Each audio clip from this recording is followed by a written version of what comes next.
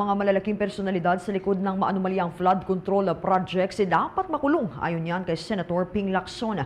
Ang balitang yan ay tinutukan ni Bombo J. Sigalvez. Iginiit ni Senator Ping Lacson na dapat may malalaking personalidad na makasuhan, ma-prosecute, mahatulan at makulong upang magsilbing halimbawa sa iba sa gitna ng investigasyon sa umunay maanumalyang flood control projects. Binigyan din ng senador na kung walang katiyakan ng pagpaparusa, magpapatuloy ang korupsyon kasabay ng patuloy na pagkasayang ng buwis ng taong bayan. Anya, mahalaga ang certainty of punishment at pananagutan upang mapigilan ang mga dati nang lumalabag sa batas at maiwasan din na tularan pa ng iba. Binigyan din ni Lacson na mahigit 1.9 trillion pesos ang inilaan sa Department of Public Works and Highways para lamang sa mga flood control projects mula pa noong 2011. Subalit hanggang ngayon ay bigo pa rin itong marisolba ang problema ng pagbaha. Dagdag pa niya, posibleng hindi bababa sa kalahati ng 1.9 trillion pesos ang nawaldas dahil sa korupsyon.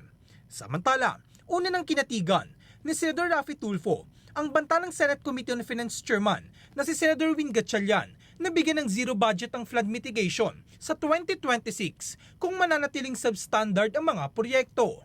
Dahil dito, maraming ahensya ng pamahalaan ang mas nangangailangan ng karagdagang pondo. Yes, of course. Kasi maraming mga ahensya natin gobyerno nangangailangan talaga ng budget na napupunta sa flood control na binababoy lang. And then, halimbawa sa edukasyon, ang dami mga classroom. Kung makikita nyo, sa ilalim ng puno ng mangga na lang, yung mga estudyante nag-study, nag-aral. Meron yung mga classroom na giba-giba ng bubong, tumutulo. May mga classroom na makeshift lang, malapit sa highway, pagdaan ng mga truck, maingay, nadidisturb yung estudyante, walang proper ventilation. Ang daming mga classroom na dapat ayusin at itayo.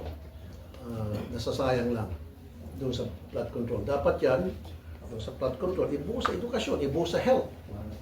Maraming pagbubuhusan sa peace and order. Una rito, inirekomenda rin ni Senate President Pro Tempore Jingo Estrada na heads masurol o dapat may managot sa mga katiwaliang kinasasangkutan ng mga proyekto ng gobyerno. Anya, posible rin umanong ilang empleyado ng Department of Public Works and Highways ang kumukorner ng mga kontrata para sa isang proyekto. Gayunpaman, nasa kamay pa rin ni Pangulong Ferdinand Marcos Jr. kung sisibakin o hindi si Secretary Manuel Bonoan. Hindi rin isinasantabi ng senador ang posibilidad na hindi patid ng kalihim ang mga nangyayari sa ilalim ng kanyang pamunuan gaya ng mga Undersecretary, Regional Director, District Engineer at iba pa. Para sa Bombo Network News, ako si Bombo J. Sigalvez and this is Bombo Radio Philippines, the #1 and most trusted source of news and information. Basta Radio, Bombo! For the most trusted source of news and information, visit our website at www.bomboradio.com. Follow us on Bombo Radio mobile app, Facebook, YouTube, TikTok, and X, formerly Twitter. Like, share, and stay connected. Anytime, anywhere.